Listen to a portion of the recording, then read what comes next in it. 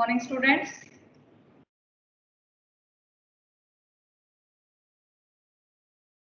Good morning, ma'am. Why so less attendance? Only 30, 33 are there.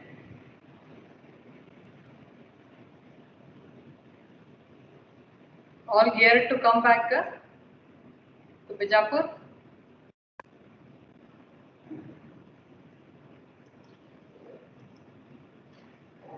Okay, today I am discussing one of the important endocrine glands, that is the adrenal gland or a suprarenal gland. What do you mean by endocrine glands? What are endocrine glands?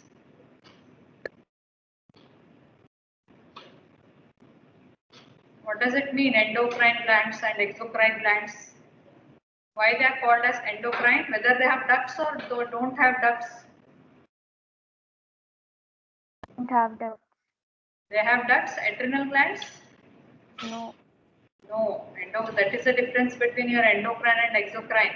Exocrine, they have series of ductal system through which the secretions are poured. Whereas the endocrine glands, they do not have the ductal system. Then where do they pour? They pour their secretions or the hormones directly into the blood circulation. So that's why they are called as the endocrine glands. Can anyone of you name few of the endocrine glands?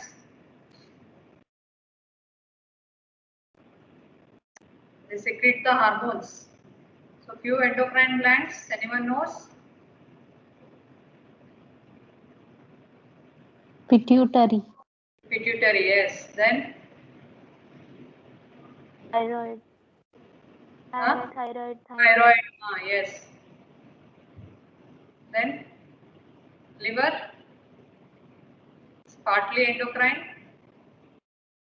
partly exocrine. Pancreas? Pancreas also is endocrine and partly exocrine. Endocrine is called as the islet of Langerhans. Yes. Then you have got the adrenal glands. Why they are called as the adrenal or the suprarenal glands? These are all the objectives what you have to know about today's class. Okay. So why they are called as the adrenal or the suprarenal glands? Above the kidney. They are above the kidney. Situated above the kidneys. That's why the name has been given as the suprarenal glands. So there are two suprarenal glands. So these suprarenal glands or the adrenal gland, actually they are suprarenal, not adrenal. Adrenal means by the side of the kidney. They are not situated by the side, but they are surmounting the upper pole of the kidney. That's why the suprarenal is the appropriate name given to them. So the suprarenal gland belongs to the hypothalamo pituitary suprarenal axis. So it is this gland which is coming into action in any of the stress or the emergency where we have got the secretion of the adrenaline and the noradrenaline. Okay. So these are the pair of endocrine glands which are yellowish in color, and they are mainly located in the epigastric region. They are retroperitoneal. Okay, they are the retroperitoneal, and they lie by the side of the vertebral column. Okay, they lie by the side of the vertebral column. Retroperitoneally situated in the posterior abdominal wall, surmounting the upper pole of each of the kidney. So there are two suprarenal glands. So their location is just above the level of the last vertebra, thoracic vertebra, that is the T12 vertebra. So these are the two suprarenal glands. When you see the structure of the suprarenal gland, it has got an outer cortex which is yellowish and the inner medulla which is brownish in color. It has got a cortex and the medulla. Structurally, functionally, phylogenetically and embryologically, these two zones are distinct from each other. That is, functioning also is different. They secrete separate hormones.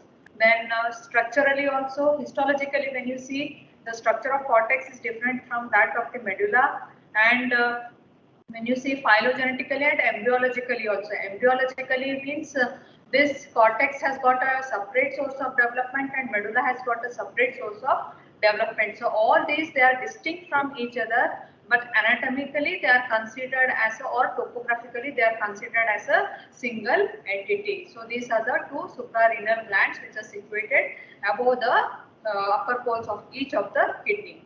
So this suprarenal gland, like you know already yesterday ma'am has taken the kidney. So kidney is surrounded by a capsule which is called as the renal fascia. Similarly, the suprarenal gland also has got a fascia which is called as the, or the sheath which is called as the which is derived from the renal fascia. So it has got a true capsule and it has got a false capsule. So this is the kidney here, and this is the suprarenal gland above the each kidney. So this kidney, as you all know, has got a renal fascia. So this renal fascia, after covering the kidney, so it has got true capsule and a false capsule.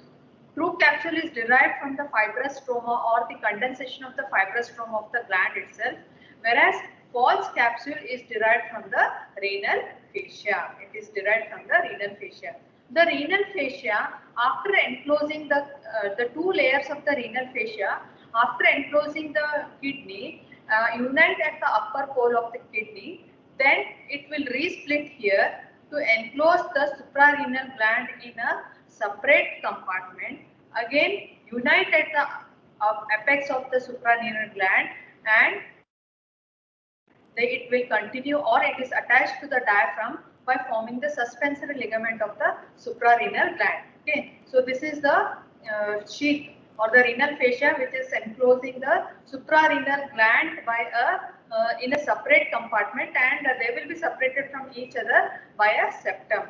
So from where this false capsule is derived? It is derived from the renal fascia which is covering the kidney. So that is the capsule or the sheath of the kidney, which is surrounded by a true capsule and by a false capsule. So that was about the capsule. So each suprarenal gland is around 50 millimeters in length, 30 millimeters in width, and 10 millimeters in breadth, and weighs around 5 grams. So this suprarenal gland, they have got differences. Both the suprarenal glands you can easily identify, because the right suprarenal gland is pyramidal in shape, whereas the left suprarenal gland is semilunar, or crescentic in shape. It is semilunar or crescentic, and the right suprarenal gland is pyramidal in shape. So since this is pyramidal, it has got a base, it has got an apex, it has got a medial border, it has got a lateral border, it has got an anterior surface, and there will be a posterior surface. So this is the right suprarenal gland which is pyramidal in shape. You will classically notice these differences when you are doing the dissection, so you can see them. Okay. Then the left suprarenal gland is semilunar in shape. Okay, it is semilunar in shape, having a lower end, it has got an upper end, then it has got an anterior surface, posterior surface, a lateral border, and a medial border. This is a medial border. This is the lateral border, which is concave. Okay, lateral border will be concave, the medial border which is convex, and it has got an anterior surface, a posterior surface, lower end which is rounded, and upper end is narrow. So these are the two classical differences what you will be noting between the right and the left suprarenal glands. So similarly you can see here, this is the right which is pyramidal, and this is the left which is semilunar in shape. Now I have already told it has got an apex, it has got a base, it has got an anterior surface and a posterior surface. Similarly here, lower end, upper end, then the lateral border, medial border, anterior surface. Now the anterior surface of the right suprarenal gland will be divided by a vertical ridge into medial area and a lateral area. Okay, so the anterior surface of the right suprarenal gland will be divided by a vertical ridge.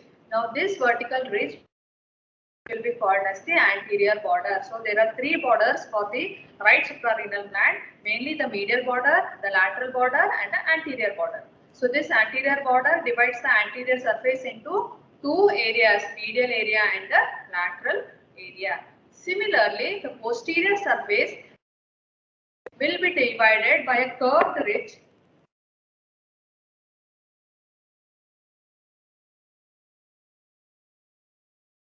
So posterior surface will be divided by a curved ridge. You can see the interrupted lines. So it is divided into upper area and a lower area. Okay, so that is the posterior surface of the right suprarenal gland. So anterior surface will be divided by a vertical ridge into two areas, and posterior surface will be divided by a transverse ridge or a curved ridge into upper area and a lower area. Similarly, the left suprarenal gland has the vertical ridge on the posterior surface.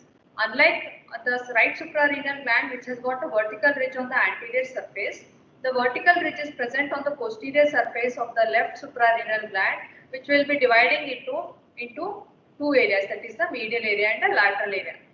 Anterior surface will be divided by a transverse ridge into upper and a lower area. So vice versa will be seen in both the kidneys, suprarenal glands. So anterior surface of the right suprarenal gland divided by a vertical ridge, and posterior surface divided by a transverse ridge.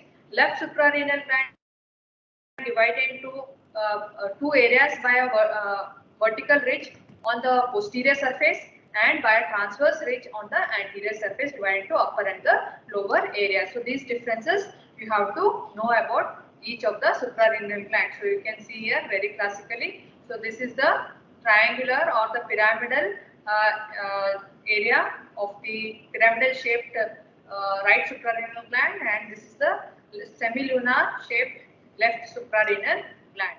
Now, coming to the each of the surfaces and borders, we'll discuss.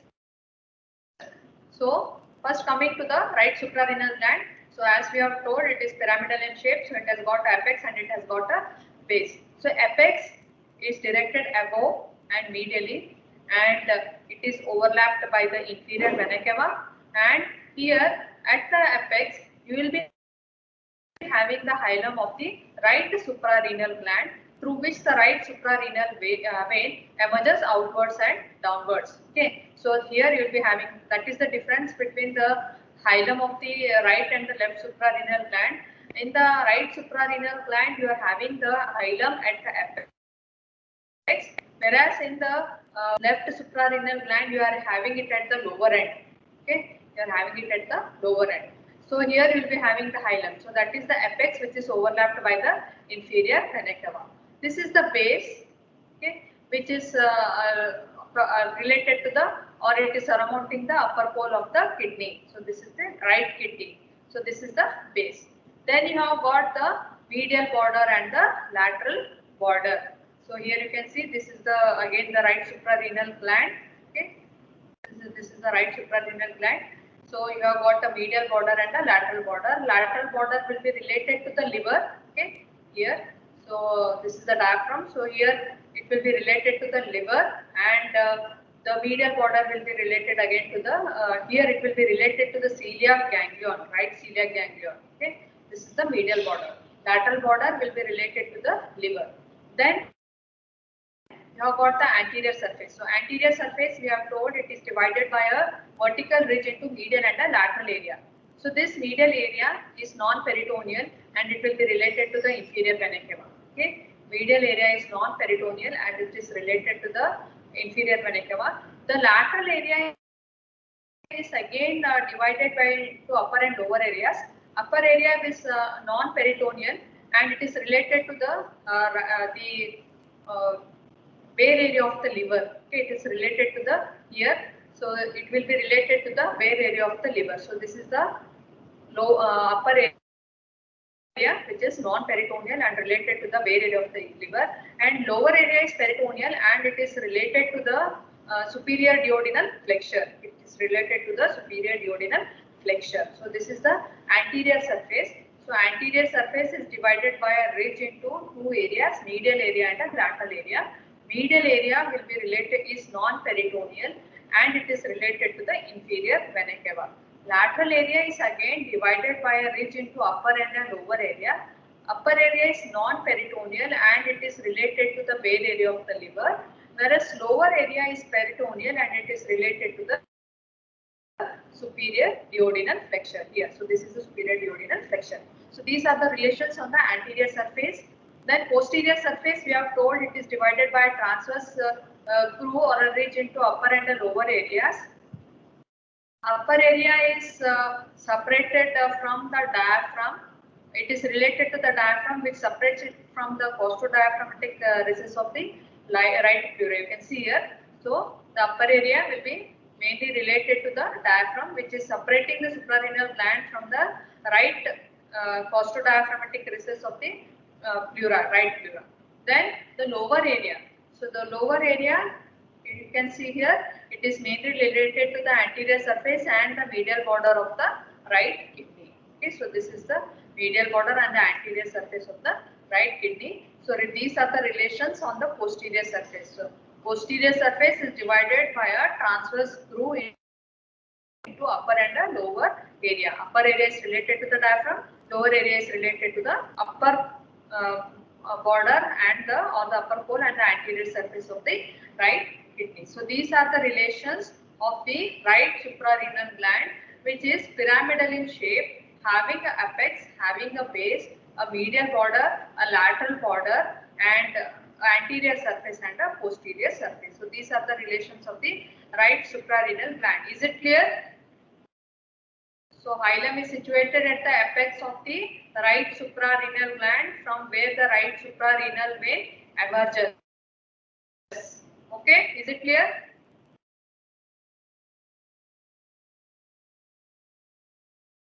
Hello? Yes, ma'am. Okay. So next you have got the left suprarenal gland.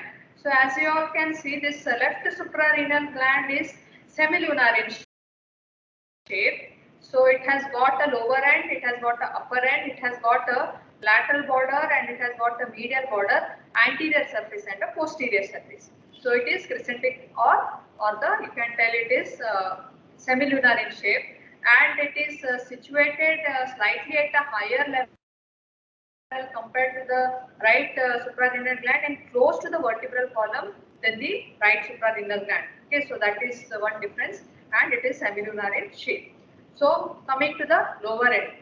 So lower end is rounded, and it will be related to the, or it is from the lower end, you have got the hilum, through which the you can see it better in the next figure. So this is the lower end, through which the where your hilum is situated, and from here the left suprarenal vein emerges downwards and medially. So this is the hilum of the left suprarenal gland. So very like sometimes they will ask you as a question, so where is the hilum of the suprarenal gland situated? So of the right it is situated at the apex, and of the left it is situated at the lower end. Okay, so that is the difference what you have to note between the right and the left suprarenal glands. So that is the lower end, which is rounded.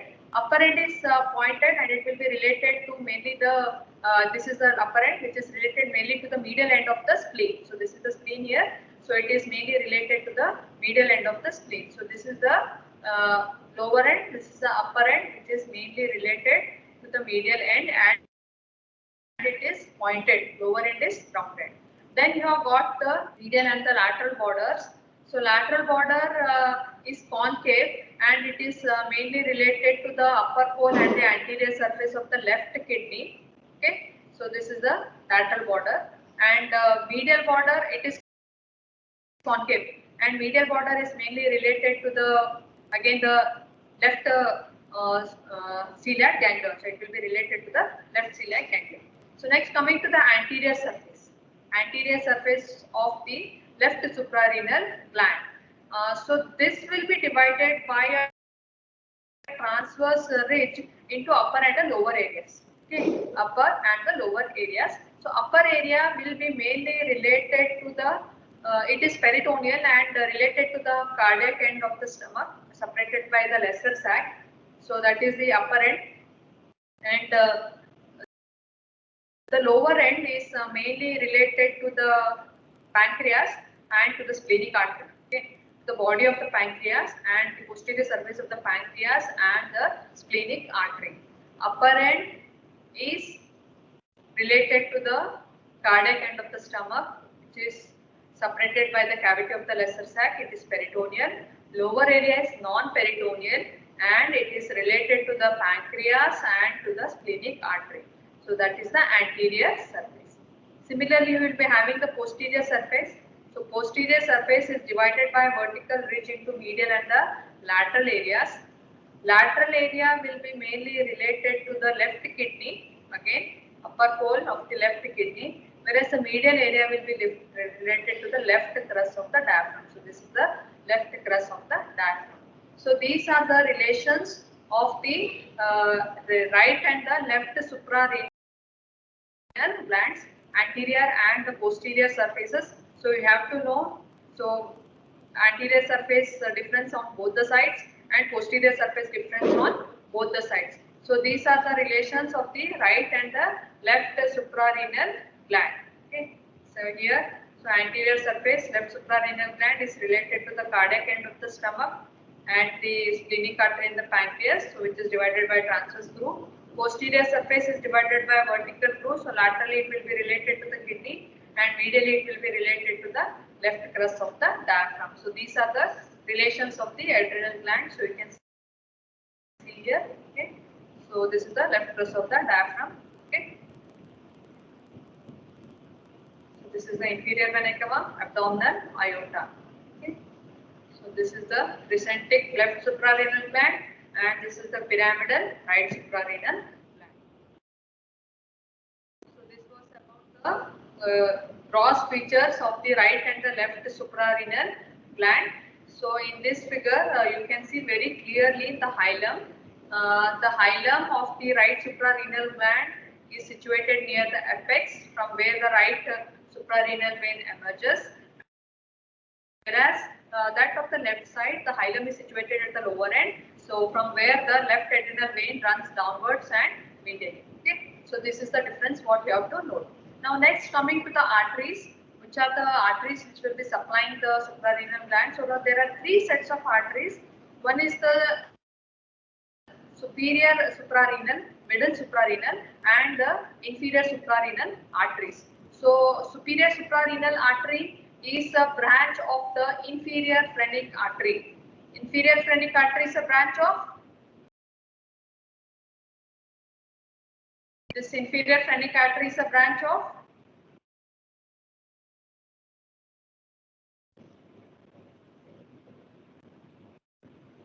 inferior phrenic artery is a branch of which vessel? Okay, so it is the lateral branch of the abdominal aorta. So this is the right inferior phrenic artery, so from which the right suprarenal arteries will arise. Then the middle suprarenal artery is a branch of the directly from the abdominal aorta. This is the middle. Whereas the inferior suprarenal arteries are a branch of the renal artery, which is in turn a branch of the abdominal aorta. So these are the three sets of the arteries. So these arteries will form a plexus beneath the capsule and they will empty into the venous sinusoids. Okay, so these are the three sets of the arteries. Then now got the veins. So from the venules, so the two single veins will emerge, that is the right and the left suprarenal veins. The right suprarenal vein directly empties into the inferior vena cava, whereas the left suprarenal vein, it will drain into the left renal vein. Okay, the left suprarenal vein will drain into the left renal vein. So that is the difference. The right will directly drain into the inferior vena cava. So this is the blood supply of the suprarenal gland. Then lymphatic drainage is mainly into the lateral aortic group of lymph nodes. And the nerve supply is mainly by the sympathetic fibers, preganglionic sympathetic fibers, which are derived from the splanchnic nerves. And these the main the innervation is through the pituitary gland, which is controlling the activity of the suprarenal gland by the ACTH. By secretion of the ACTH, the action of the suprarenal gland will be modified. So it is mainly through the hypothalamo-pituitary suprarenal axis. So whatever the functions of the suprarenal gland are there, they will be taken up. Okay, the next. So this was about the nerve supply, blood supply, and the lymphatic drainage of the suprarenal glands. So this suprarenal gland, you might feel this may not be asked as a question, but it may be asked as a bouncer for you all as a 10-marker question. You may sometimes neglect to read it, so don't leave it. read it because it is sometimes asked as a 10-marker question, or sometimes it is asked as a 3-marker question or a 5-mark questions. So anything can be expected from this topic. Though you feel it is a small topic, but you have to read it. Okay. So next, coming to the functions. So histology, I'll not go into the details. So adrenal gland, we have told it has got a cortex and it's got a medulla. Cortex has got the 3 layers, that is zona glomerulosa, zona fasciculata and the zona reticularis. Of that, zona fasciculata is the thickest layer and the zona glomerulosa is the earliest one to differentiate in the fetal life. So the hormones which will be secreted by each of this layer, that is the zona glomerulosa will mainly secrete the mineralocorticoids, of which aldosterone is the most important one, which will maintain the or control the fluid and electrolyte balance, mainly sodium and potassium balance of the body. Then you have got the zona fasciculata and zona reticularis both secreting the glucocorticoids. So mainly in the form of the cortisol, which will be controlling the metabolism of carbohydrates, proteins and fats of the body. And zona reticularis, apart from glucocorticoids, it is secreting the sex hormones, that is the androgen, which is playing an important role in the prepubertal development of the sex organs. So that is the cortex. And the medulla, it is mainly secreting the catecholamines, epinephrine and norepinephrine, of which epinephrine is of more amount compared to the norepinephrine. So at birth, the size of the suprarenal gland is 1/3 the size of the kidney, and during puberty, till puberty, it becomes 1/30th the size of the kidney. So that is the difference what you have to note in the size of the suprarenal gland. So these are the functions which are attributed to the suprarenal gland. Now next important thing what you have to know is the development of the adrenal glands. Again, this is a question, like it is asked as a separate question for you all, and we have the models also for the development of the suprarenal gland here. So that will be shown when you all come back. So this is a theory question as well, and you have got numerous models showing the development of the adrenal gland, which will be asked as a in the embryology viva, carrying 10 marks. So you have to know the development of the suprarenal gland.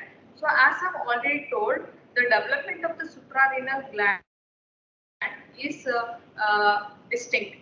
That is, cortex is developing from a separate source and medulla is developing from a separate source. So from where does the cortex develop and from where does the medulla develop?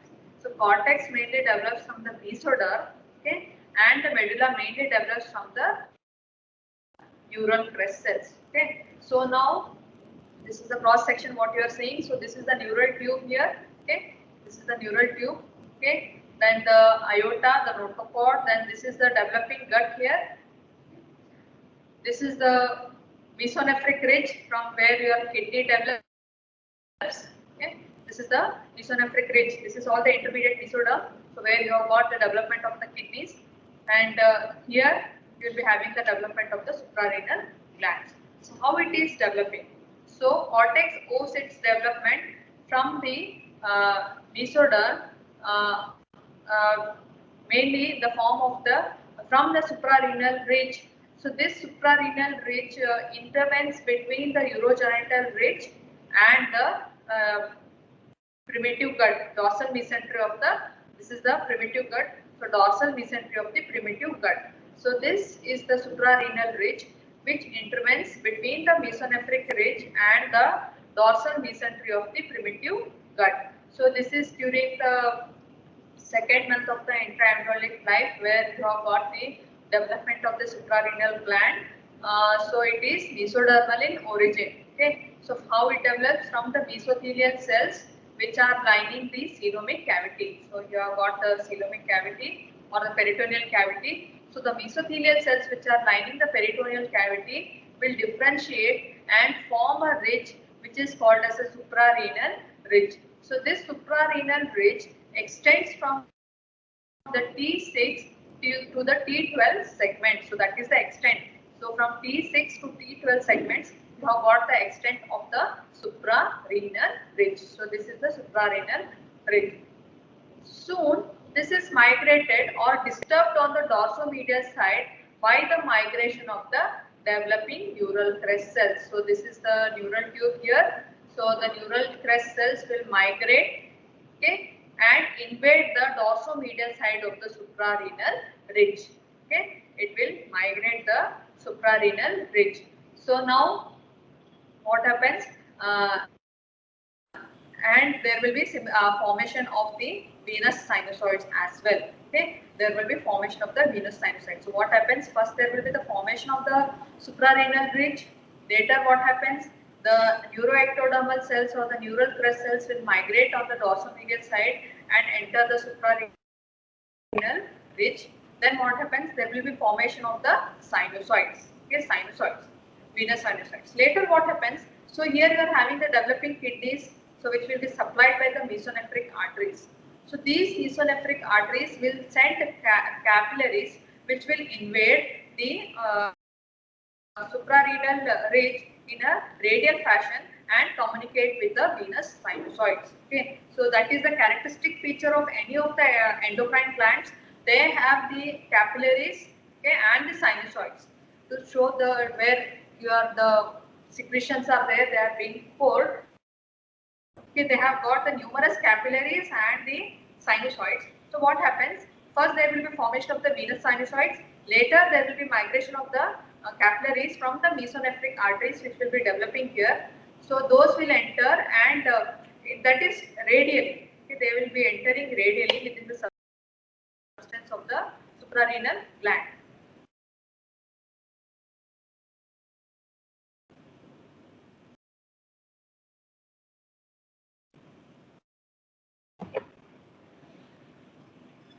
So from here they will enter, okay, whatever the cap. So they will be communicating with the venous sinusoids. Later what happens? There will be formation of the cellular cords of the cells within the mesenchyme of the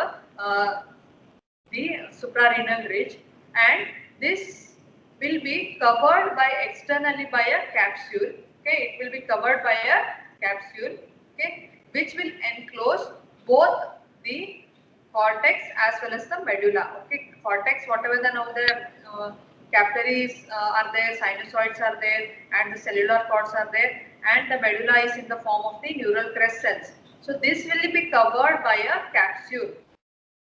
Okay, so that will be covered by a capsule enclosing both the parts. So numerous cellular cords will be developing. By the time they communicate with the venocytes, what happens? Some of the cellular cords will degenerate and become astrophilic and form something called as the zona glomerulosa. Okay, zona glomerulosa. Okay, or the early cortex. What you can see, the fetal cortex. So here there will be first there will be formation of the fetal cortex. Okay, the cells will become astrophilic and they will form the fetal cortex beneath. Okay.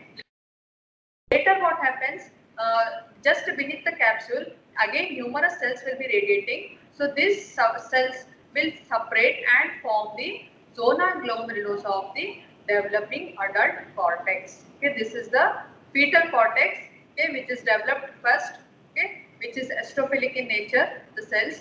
Later what happens, just beneath the capsule, the cells will proliferate here and they will become more basophilic and they will form the zona glomerulosa of the developing adult cortex. So first the fetal cortex will be formed, then the adult cortex will be formed. So zona glomerulosa is the first one to differentiate. After birth what happens? Most of the fetal cortex will degenerate. Okay. In the early fetal life, so it is mainly the fetal cortex. Later what happens after the birth? This fetal cortex will degenerate, okay, and later what happens, whatever the adult cortex is there, definitive cortex is there, first the zona glomerulosa has been formed, from that the other two layers will differentiate. Okay, first from this whatever the definitive cortex has been formed, where you have got already the zona glomerulosa, later zona fasciculata and reticularis. Reticularis is the last one to differentiate. Okay, this layer is the last one to differentiate. So most of the cortex, fetal cortex will regress. Okay, it will regress by the third month. Okay, it will be replaced by the all the other zones. Okay, zona reticularis will be last to the differentiate. So that is how the cortex will be formed. Now the medulla we have told it is developed from the neural crest cells. So can anyone tell where are the neural crest cells situated? So this is how it will be. First we will discuss this. So this is the cortex. So how the fetal cortex will be replaced by the definitive cortex. Okay. Earlier it is 1/3 the size. Later it will be replaced by the 1/30th the size of the kidney. Okay.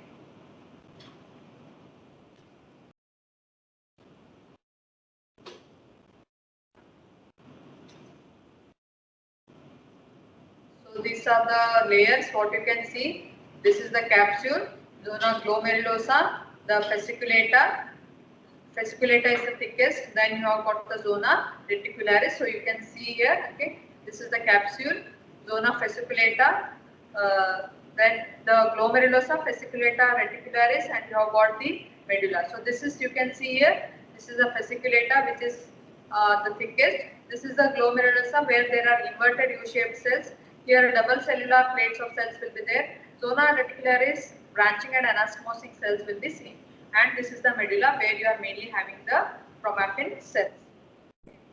So this is the transverse sections. Now what you are seeing, okay, this is the mesoderm, okay, this is the mesoderm, this is the ectoderm, and this is the endoderm.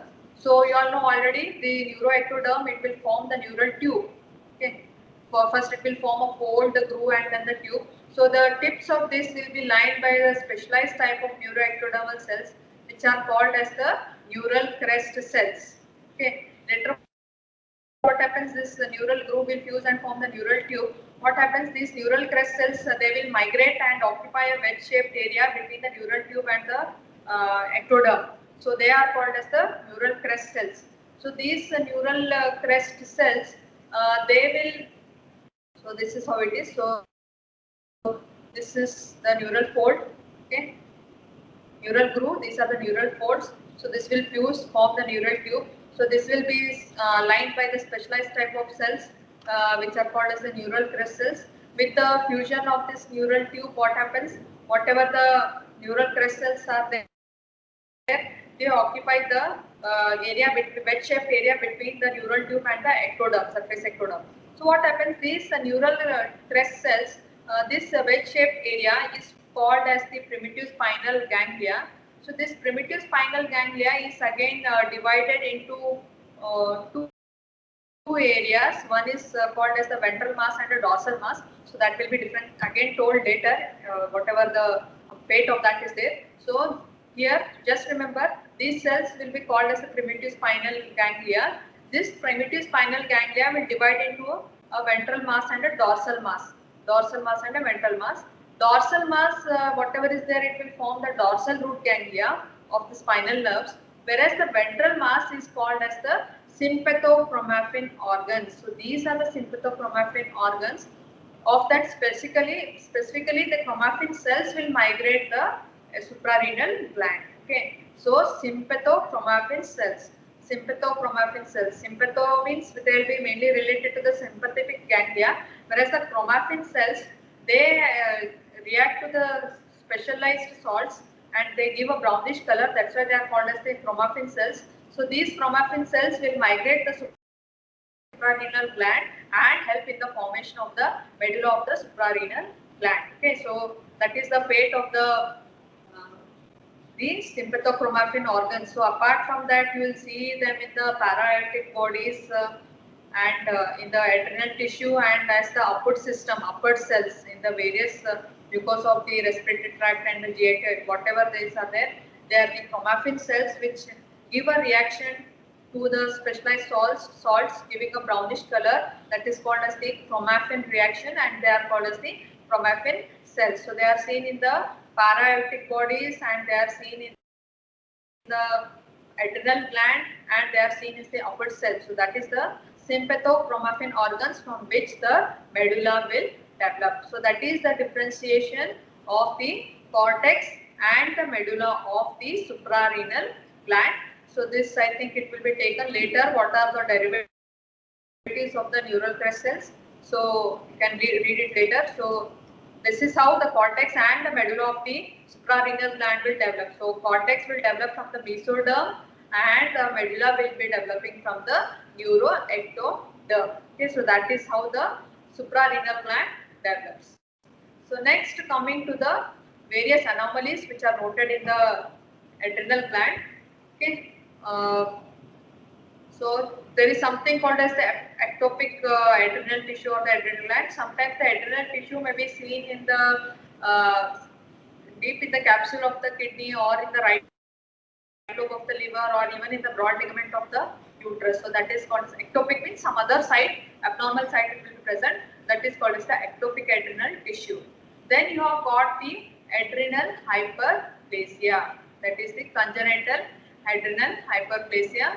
So that is mainly due to the mutation of the genes. Okay. So that is congenital adrenal hyperplasia. Then you have got something called as the adrenogenital syndrome. That is due to congenital hyperplasia of the cells of the adrenal cortex. So it secretes the androgen. So what happens in males? It leads to very early development of the secondary sexual characters, and in the female there will be pseudo hermaphroditism is seen. So female child will be mistaken as a male. So that is the adrenal hyperplasia, congenital anomalies. Then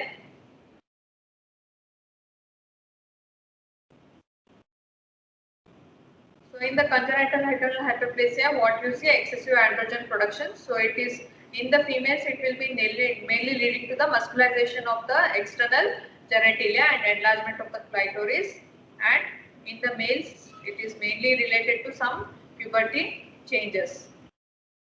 Okay, so that is the adrenal hyperplasia. Then you have got the excessive secretion of the glucocorticoids or excessive secretion of the mineralocorticoids. So when there is excessive secretion of the glucocorticoids, there is a condition called as the Cushing syndrome or the disease. So mainly the prime reason may be the tumor of the adrenal cortex, or mainly other reason is the pituitary gland tumors, which will be leading to the excessive secretion of the ACTH. So mainly they have a moon-like face, and then the truncal obesity, then the buffalo hump. So these are the main, the hypertension.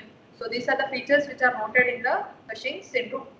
Then what happens when there is excessive secretion of the mineralocorticoids? It leads to a condition which is called as the Conn's disease. Okay, it is called as the Conn's disease, and it is mainly caused by adrenal tumor. So since the aldosterone is involved in the sodium and water metabolism, so there will be sodium and water retention, hypertension and hypokalemia. So these are the features which are noted in the Conn's syndrome. Then there you have got something called as the Addison's disease. So Addison's disease is mainly a chronic insufficiency of the mineralocorticoids. So what happens again here, you are having the increased pigmentation, the muscular weakness, which will be, and hyperpigmentation of the skin. So that is noted in the Addison's disease. Then pheochromocytoma. What is this pheochromocytoma? So it is a benign tumor of the adrenal medulla, and classically, so there are secretion of the adrenaline. So what happens? The hallmark is the presence of hypertension. So they present with a high BP. So that is the main feature, which is, and palpitations, which are noted in the pheochromocytoma. So these are the features which are seen in the pheochromocytoma. So next, so radiologically, how we are going to identify the suprarenal gland? So since they are deep, they are retroperitoneal, located in the posterior abdominal wall, so they are difficult to visualize on a plain X-ray. So when you take a CT scan of the abdomen, so you see it in the form of the inverted Y-shaped structures with medial and a lateral limb. Okay, so this is the medial. So here you can see the kidney. So medial and the lateral limb. So here Y-shaped inverted. So this is the vertical limb, and this is the medial and the lateral limbs. So they are seen as the inverted V-shaped or the Y-shaped structures in the CT scan of the abdomen. So this is the radiology of the suprarenal gland. So this was about the suprarenal gland. So what you have to know, that is the what are the gross features, and what are the relations, and how the adrenal gland develops, what are the functions. Histology will be taken in detail later, so I have not discussed about the histology. And you have got the other anomalies related to the adrenal gland. So of this you will be having, you may have a main question, or you may have short notes on the development of the suprarenal gland, or any of the the relations of the right and the left suprarenal gland can be asked as a question for you. Okay, so this is about the gross anatomy of the suprarenal gland. If you have any doubts, you can ask. So if I have missed one or two points, kindly go through it.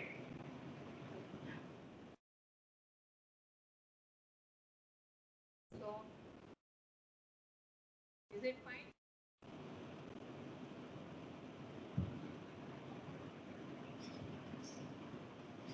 Okay. Thank you for patient listening. Have a nice day. Thank you, Thank you, ma'am. ma'am. Thank you, ma'am. Thank you, Thank you, sir. ma'am. Thank you, ma'am.